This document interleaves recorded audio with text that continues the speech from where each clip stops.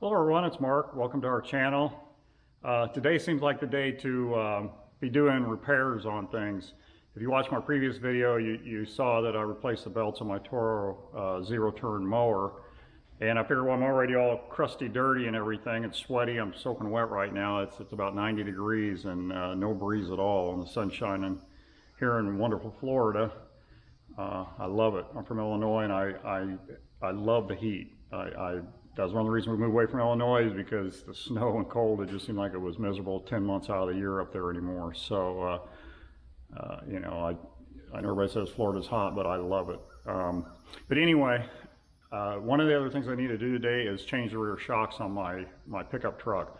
I've got a 2016 F150 Crew Cab, and it just turned over 123,000 miles. So I can tell in the rear end it's getting a little bouncy. So I went to Napa and bought me some new shocks, and basically I got their Spectrum reflex shocks. Hope they're really good, but we'll go ahead and switch those out today. So let's get started. Okay everyone, I went ahead and put the first shock on because I wanted to see if I was going to have any trouble or anything. I don't want to waste a bunch of time on the video for you guys to be kind of watch something if I'm struggling with it. So I went and put the first shock on the driver's side, and I've got to tell you, that's been the easiest shock I've ever put on in my life.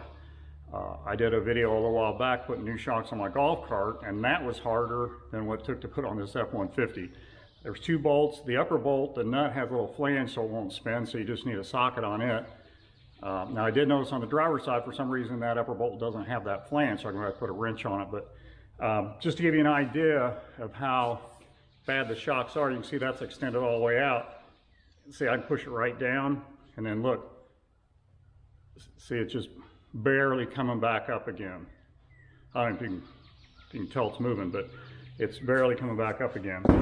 This is a brand new one, and it's a little bit harder to push down, which is what it's supposed to be. It's got this retainer on it, and the retainer holds it the exact position of the truck resting on the ground. I don't have to raise it up or anything. And both these holes match up, and then once you get it bolted in, you clip this off and take it off, and it extends out. But just to show you, I really have to push down on it. As soon as I let it go, it comes right back up. And my clip came off. I'll put that back on before I put it under the car, but you can see it comes right back up again. So that's the difference between an old and a new shock. So let me get this collapsed again. I'll get the camera set up over at the truck, and we'll do the switch out. Okay, this is under the passenger side of the vehicle. The shock is on the front side of the axle. On the driver's side, the shock's on the rear of the axle. Take care of the torque of the truck when it takes off. You can see the bolt up here. This one here, it's the bolt is a 15 millimeter, I believe. Yeah, it's a 15 millimeter. And then the nut on the back side is 18 millimeter. So I use a 15 millimeter socket on the front and 18 millimeter wrench on the back. And then underneath here, if I can get underneath here without jerking the camera around too bad.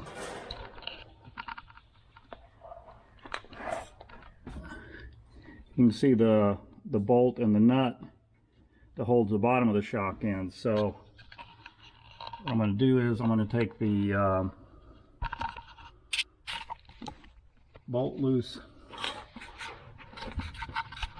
on the bottom of the shock first. I don't know if you can see this real well. It's kind of dark underneath here, and my viewfinder keeps going out on me.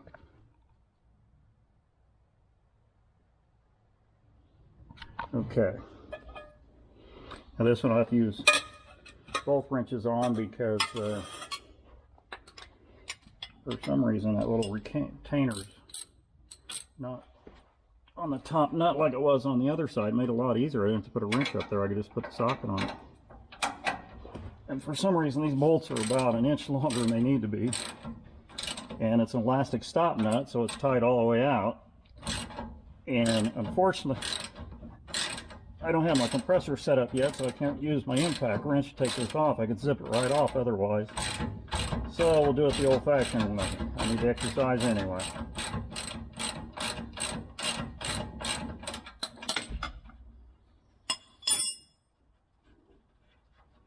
So I'll take the nut off. I'll leave the bolt in there until I get the top nut off.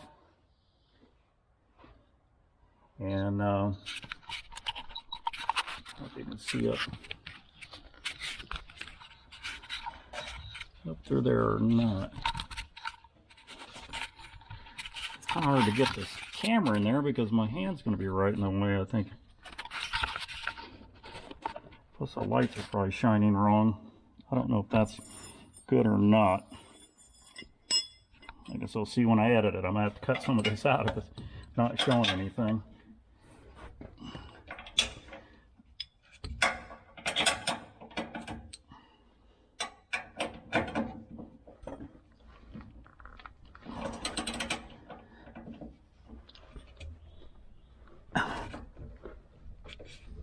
They're tight, that's for sure. Let them come loose.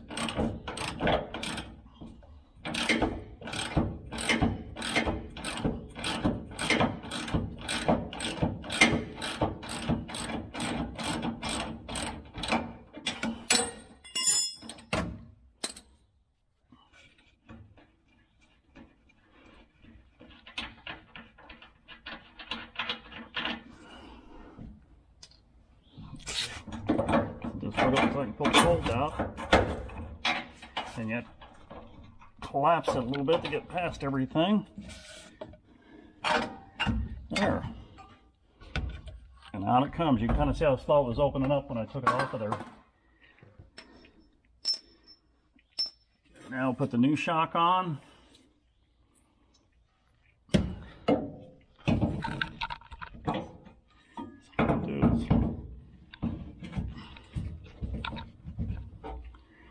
Through here. Okay,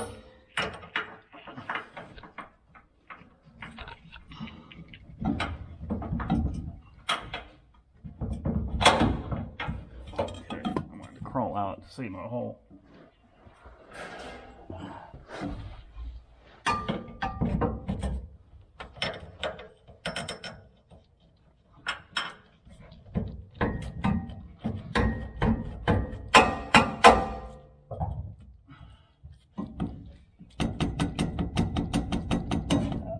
The other side went right in. I should have done the other side first. There we go.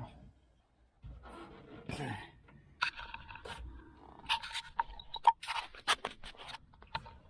Camera back over here on the bottom hole.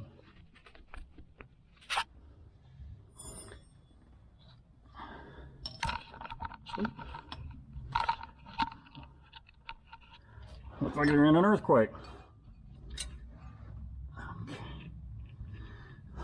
This one might be a little trickier. That last one went right in. This one's a little bit short with that strap on, so what I'm going to have to do is I'm going to put the nut, get the nut started on the top.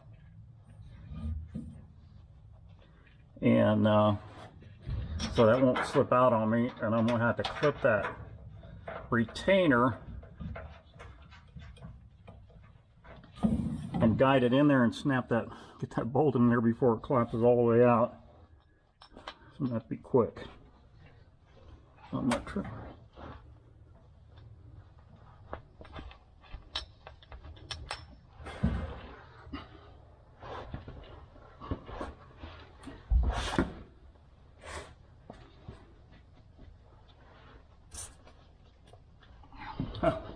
Laying on him. No wonder I couldn't find him. I'm gonna have to get this bolt ready.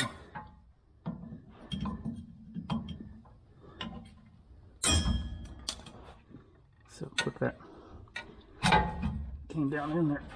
I think I'm gonna have to get a screwdriver to push up on that.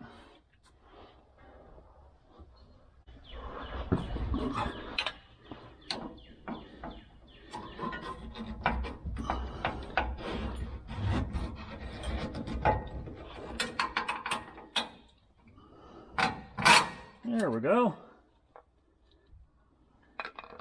Yeah, that other side went right on with that in place. And once I got the bolts tightened out, I just clipped on each end like I did that one.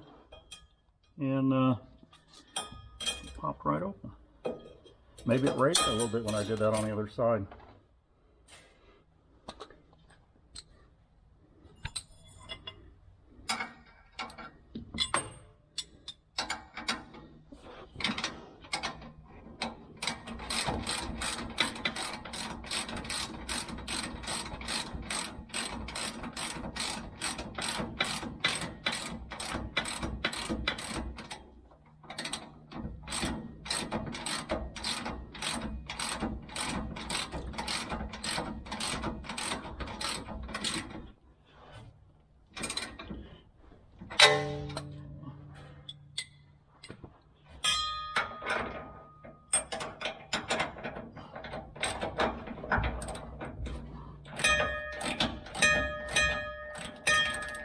cowbell, or dinner bell.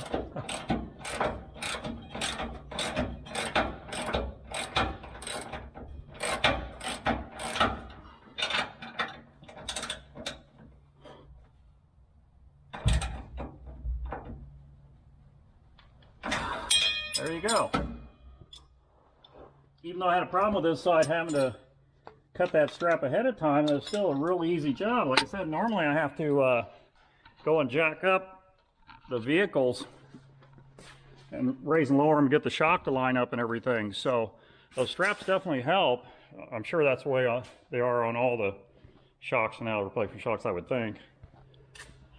So it's been several years since I changed them on a vehicle. The last one I did was my golf cart, and that was harder to do than the truck was. So I was real happy with how quick that went. Should ride a lot better now.